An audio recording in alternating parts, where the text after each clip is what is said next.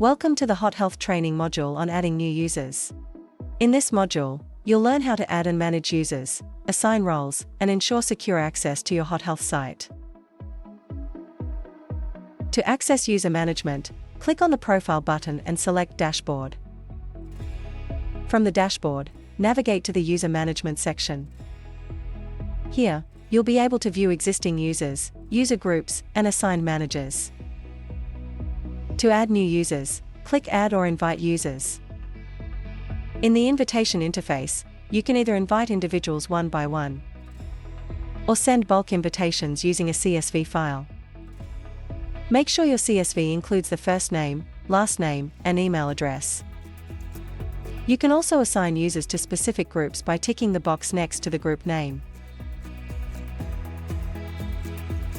If needed, you can customize the email invitation template.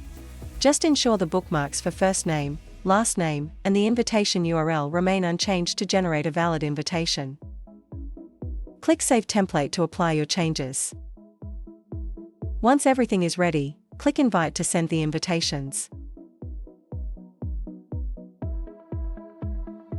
To find out more about HotHealth, visit our website at www.hothealth.com.